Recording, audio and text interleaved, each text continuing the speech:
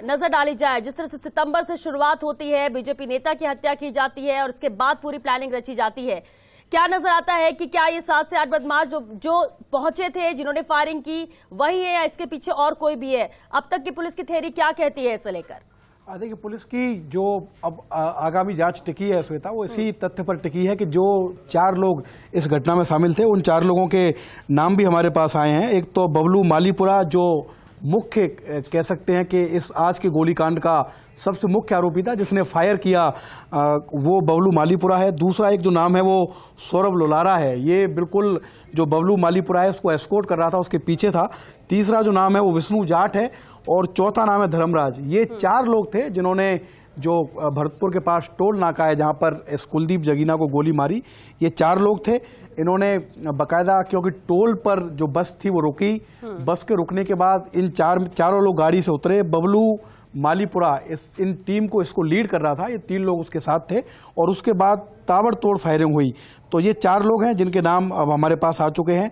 इन 4 में से 3 लोगों को गोली लगी है। जो जानकारी मुझे मिली है कि जो मुठभेड़ उनमें हुई है, इनमें से 3 लोगों को गोली लगी है और काफी खून उनके निकला है। कोशिश की जा रही है कि उनको जल्दी से जल्दी भरतपुर के जिला अस्पताल लाया जाए। जो टीम है भरतपुर पुलिस की, वो रवाना हो गई है उनको भरतपुर के जिला अस्पताल लेकर, और उसके बाद पहले इनका मेडिकल होगा, उनको फर्स्ट एड दिया जाएगा, उनका उपचार किया जाएगा और उसके बाद पुलिस की तफ्तीश शुरू होगी, पूछताछ शुरू होगी कि क्या जिन 4 लोगों के नाम मैंने अभी बताए, क्या वही इस घटना के सूत्रधार थे या फिर ये सुपारी किलर थे, किसी ने इनको हायर किया कि आपको जाकर हत्या करनी है। क्योंकि ये तो खुद डीजीपी कह चुके हैं, भरतपुर के एसपी कह चुके हैं कि ये जो घटना थी ये रिवेंज था, क्योंकि कुलदीप जगीना भी पहले इस तरह की घटना कर चुका था, तो ये बदला लेने के लिए घटना की गई थी। लेकिन ये सही है कि इस तरह की घटनाओं से माहौल खराब होता है, लॉ एंड ऑर्डर पर सवाल खड़े होते हैं और यही कारण था कि जब ये घटना हुई, जब ये पता चला पुलिस अधिकारियों को, तो पहला फोकस यही था कि जिस तरह से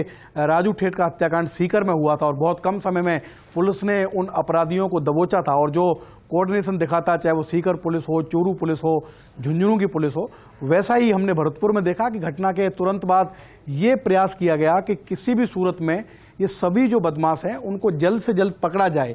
क्योंकि जिस तरह से श्वेता, सीकर के आसपास के जो जिले हैं, खासकर झुंझुनू और चूरू, वो हरियाणा से लगते हैं, उसी तरह से भरतपुर जिले की सीमा उत्तर प्रदेश से सटी हुई है और जिस जगह पर ये पकड़े गए हैं वहां से यूपी की सीमा बमुश्किल 5 से 7 किलोमीटर दूर थी। तो भरतपुर पुलिस इस बात को जानती थी कि एक बार अगर ये उत्तर प्रदेश की तरफ चले गए तो फिर इन लोगों को पकड़ना काफी मुश्किल हो जाएगा, इसीलिए बहुत ही अग्रेसिव नाकेबंदी की गई। पूरी जो उन थानों के आसपास की फोर्स थी, सबको आपको रोकना चाहेंगे। भरतपुर आईजी रुपेंद्र सिंह जी हमारे साथ फोन लाइन पर जुड़ चुके। रुपेंद्र सिंह जी, बड़ी कामयाबी पुलिस के लिए है कि 4 लोगों को, बदमाशों को गिरफ्तार कर लिया गया है। क्या कुछ और जानकारी सर मिल पाई है? 4 बदमाश गिरफ्त में हैं, कितने जख्मी हैं?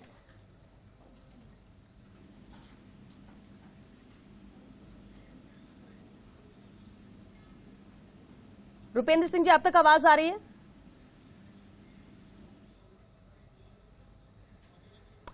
चलिए वापस उन्हें जोड़ने की हम कोशिश करेंगे। शिवेंद्र लगातार बने हुए हमारे साथ। शिवेंद्र, बिल्कुल आपको बीच में रोका था। बिल्कुल श्वेता, तो जिन इन 4 लोगों को जिस जगह से पकड़ा गया है वहां से जो उत्तर प्रदेश की सीमा है वो बहुत नजदीक थी और यही कारण था कि बहुत जल्दी भरतपुर पुलिस ने अपनी नाकेबंदी को बढ़ाया और खासकर जो जगह भरतपुर से यूपी के आसपास लग रही थी, क्योंकि जैसा मैंने आपको फोन पे बताया था कि जिन लोगों को, इन 4 लोगों को जहां पर पकड़ा गया है वहां पर एक भरतपुर का पुलिस थाना है, घड़ी बाजना, जिसको कोर्ट थाना भी कहते हैं, और वहां से जो यूपी की सीमा है वो बमुश्किल 3 से 4 किलोमीटर की दूरी पर है। एक बार और आपको रोकना चाहेंगे। आईजी भरतपुर रुपेंद्र सिंह जी हमारे साथ फोन लाइन पर जुड़ चुके हैं। रुपेंद्र जी, सबसे पहले तो पुलिस बधाई के पात्र है कि तुरंत ही 4 आरोपियों को गिरफ्त में लिया गया, बदमाश गिरफ्त में आए हैं। जानना आपसे ये चाहेंगे सर कि ये 4 बदमाश क्या सभी जख्मी हैं? किस तरह से गिरफ्त में आए? पुलिस की कार्रवाई कहां तक पहुंची? हाँ जी, ये आज की घटना के ऊपर कार्रवाई करते हुए भरतपुर पुलिस ने बहुत अच्छी कार्रवाई करी है। इसमें घटना की सूचना मिलते ही इनका बदमाशों का पीछा किया और इनको पकड़ लिया गया। बिल्कुल सर, और जानकारी में थी मुठभेड़ हुई। रुपिंदर सिंह जी, मुठभेड़ में क्या ये गोलियां इन 4 को लगी है? 2 के पैर में गोली लगी है। ठीक है, और इन्हें अभी कहाँ ले जाया गया? क्या अस्पताल में इन्हें भर्ती रखा जाएगा या पूछताछ के लिए सीधे ले जाया जाएगा? नहीं, जो इंजर्ड है उनको हॉस्पिटलाइज किया जाएगा। रुपिंदर सिंह जी, बाकी क्योंकि बताया जा रहा था, इससे पहले भी एसपी साहब से बात हुई, बताया 7 से 8 बदमाशों की बात सामने आ रही है, बाकियों को लेकर क्या कुछ जानकारी मिल सकी? हाँ, पुलिस के पास सुराग हैं, इसके ऊपर पुलिस अपना टीमें काम कर रही हैं, इनसे भी पूछताछ करके बाकियों को भी पकड़ा जाएगा। बिल्कुल सर, और बहुत जल्द पकड़ा जाएगा। सर, इनकी गिरफ्तारी हुई कहाँ से? देखिए, इस समय जो सबसे जरूरी बात है कि इनको पकड़ लिया गया है जी। और बाकी अभी ऑपरेशन चल रहा है। तो इस बीच में हम थोड़ा सा खबर इस चीज को पूरा खोलेंगे और सारी डिटेल आपसे। बिल्कुल रुपिंदर सिंह जी, हम समझ सकते हैं क्योंकि कार्रवाई जारी, सर्च ऑपरेशन जारी है और कोई भी इन्फॉर्मेशन हो सकता है आप अभी मीडिया को नहीं देना चाहे, लेकिन इंतजार जरूर रहेगा हमें कि जल्द से जल्द कामयाबी आप लोगों को मिले और बाकी बदमाश भी गिरफ्त में आए ताकि पूरी तस्वीर आम जनता के सामने भी आ सके। बहुत शुक्रिया आईजी साहब बातचीत के लिए। तो पुलिस ने 4 आरोपियों को दबोच लिया है। भरतपुर रेंज आईजी रुपिंदर सिंह जी, जिन्होंने जानकारी दी कि अभी जिस तरह से जरूरी भी था, 4 आरोपी गिरफ्त में हैं। उन्होंने यही बताया कि 4 में से 2 जो बदमाश हैं उनके पैर में गोली लगी है, पहले उनका ट्रीटमेंट किया जाएगा और इसके बाद पूछताछ इनसे की जाएगी ताकि और भी अहम खुलासे हो सके, दूसरे बदमाशों को लेकर भी जानकारी मिल सके। शिवेंद्र लगातार हमारे साथ बने हुए हैं। शिवेंद्र, जिस तरह से जानकारी इन्होंने दी, 2 बदमाश यहाँ पर है जो जख्मी हुए, जिन्हें गोली लगी। बिल्कुल श्वेता, और एक और जानकारी जो मेरे पास अभी आई है कि इन सभी जो 4 अपराधी हैं, इनका भागने का रूट पहले से तय था। इनको पता था कि इस हत्याकांड के बाद हमको किस रास्ते पर भागना है और ऐसी भी जानकारी मिल रही है कि जिस रास्ते से भागे हैं वहां पर इन लोगों को लोकल सपोर्ट भी मिला है। जैसा आईजी साहब कह रहे थे कि हमारा ऑपरेशन अभी चल रहा है, तो वो जो ऑपरेशन है वो यही चल रहा है कि जिन स्थानीय लोगों ने इनकी मदद की है उनको अब चिन्हित करने की और उनको पकड़ने की कोशिश की जा रही है, क्योंकि इनका रूट पहले से तय था। इनको पता था कि हमको किस रास्ते से भागना है, किस रास्ते से भागकर हम जल्दी से जल्दी यूपी में पहुंच सकते हैं। और जिस रास्ते से भागे हैं वो काफी इंटीरियर रास्ता है, हालांकि वहां पर सड़क ठीक हो गई है, लेकिन अभी भी वो गांवों के बीच में होकर निकलता है। पुलिस के लिए उन इलाकों में ऑपरेशन करना इतना आसान नहीं है, क्योंकि एक बार अगर पुलिस के इस तरह के ऑपरेशन में, मुठभेड़ में आम लोग इन्वॉल्व हो जाएं, ग्रामीण लोग आ जाएं, तो पुलिस को बहुत जोर आता है। लेकिन ये अच्छी बात रही कि जहां पर इन लोगों के साथ मुठभेड़ हुई है वो एक खेत का इलाका था, जिसकी तस्वीर भी हमारे पास है। एक खेत के पास इनसे मुठभेड़ यहाँ हुई। पर आपको रोकना चाहे, इस वक्त एसपी मृदुल कछावा से बातचीत कर रहे हैं, उन्हें देख लेते हैं। निश्चित तौर पर घटना गंभीर घटना थी और उन्होंने मौके का निरीक्षण किया। आरबीएम अस्पताल में भी जो मजरूफ एक और था विजयपाल, उससे भी मुलाकात की, हमारे जाब्ते से भी मुलाकात की, सभी से बातचीत की। पूरी घटना की जानकारी लेने के बाद सीसीटीवी फुटेजेस के आधार पर सभी आरोपियों की पहचान हमने सुनिश्चित की तथा घटना होने के तत्काल बाद ही 1 श्रेणी की नाकाबंदी पूरे जिले में करवाई। इस संबंध में कुछ जानकारी जब बयान से बात हुई कि कुछ तमाशान इस घटना में शामिल थे, उनके वहां मौजूद होने की सूचना मिली, तो additional SP ADF Rajendra Verma, CO Bayana तथा ब्रजेश उपाध्याय, हमारे एडिशनल एसपी, तीनों ही अधिकारियों को मौके पर भेजा और वर्तमान में अभी मौके के अधिकारियों को सूचना दी है। उसके मुताबिक बाद में 4 मुख्य कौन कौन से कोई जानकारी मिली? 4 लोग जो है इसमें शामिल, बबलू मालिकपुरा और 4 लोग जिन्हें पुलिस द्वारा हिरासत में लिया गया।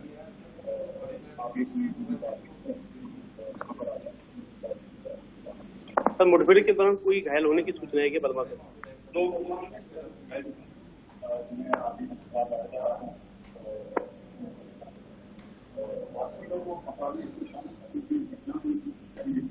एक सेपरेट सर्च पार्टी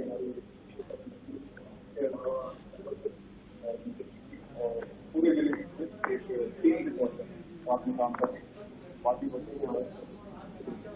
इतनी बड़ी कार्रवाई देखी गई है। इससे पहले भी कई घटनाएं हुई, लेकिन बदमाशों को पकड़ने के लिए पुलिस को पसीने छूट जाते थे, लेकिन आपने कुछ घंटे बाद ही पूरे जो हत्याकांड हुआ उसका पर्दाफाश कर दिया। और इसमें और कई लोग थे या पुलिस के, कोई बताया जा रहा है कि पुलिस के लोगों के उनके द्वारा आरोप भी लगाए जा रहे हैं? देखिए, आरोप सभी प्रकार के जो कि जांच का विषय है। घटना में सफलता का श्रेय पूरी टीम को है। सबने पुलिस में साथ मिलकर के टीम के तौर पर काम किया, सभी ने साथ मिलकर काम किया। उसकी प्राथमिक सफलता हमें मिली और बाकी के लिए हम प्रयास करते हैं और निश्चित तौर पर वो भी सफलता जल्दी बिल्कुल साफ तौर पर जो भरतपुर के एसपी है मृदुल कछावा, उनकी टीम ने बहुत अच्छा काम किया, उस बात को किया है। और सबसे बड़ी बात जो है कि भरतपुर के एसपी जो है लगातार जो क्राइम है भरतपुर को कंट्रोल करने के लिए लगातार 24/7 काम करते रहते हैं। और ये बड़ा मामला है कि कुलदीप जगीना का जो हत्याकांड मामला हुआ उसके कुछ घंटे बाद ही चारों आरोपियों को भरतपुर एसपी मृदुल कछावा के निर्देश पर उनकी टीम ने गिरफ्तार कर लिया है।